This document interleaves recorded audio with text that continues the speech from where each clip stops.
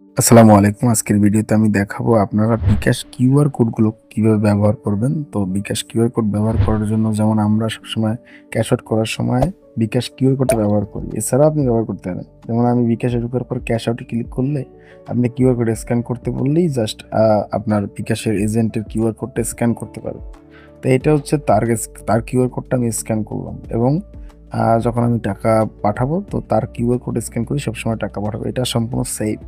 এবং আমি যখন অন্য কারো কাছ থেকে টাকা আনবো, তো আপনার নিজেরও একটা কিউআর কোড আছে। আপনি জাস্ট আপনার প্রোফাইলের উপরে আইকনের উপরে ক্লিক করবেন একটা। ক্লিক করার পরে আপনি এখানে যে আমার বিকাশ অপশনটা আছে, ওখানে দেখতে পাচ্ছেন যে আপনার নিজের একটা কিউআর কোড আছে।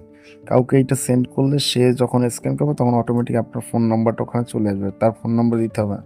আপনি চাইলে এখানে ডাউনলোড করতে পারেন বা শেয়ার করতে পারেন। শেয়ার করে আপনি যেকোনো আপনার বন্ধু-বান্ধবকে দিলে সে অবশ্যই আপনার কিউআর কোড স্ক্যান করে আপনাকে টাকা সেন্ড করতে পারবে। এইভাবেই আপনি আপনার নিজের বিকাশ কিউআর কোডটা ইউজ করবেন সব জায়গায়। এতে হচ্ছে কি আপনার যেকোনো ধরনের ভুলভ্রান্তি কম হয় বা যেকোনো আপনি পেমেন্ট যে সময় কারো কাছ থেকে আনতে যাচ্ছেন, তো সেখান থেকে খুব কম ভুল হয়ে থাকে। কারণ কিউআর কোড স্ক্যান করলে অবশ্যই আপনার নাম্বারটা আসবে ওখানে। সো এভাবেই আপনি আপনার কিউআর কোডগুলোকে ব্যবহার করেন। ধন্যবাদ।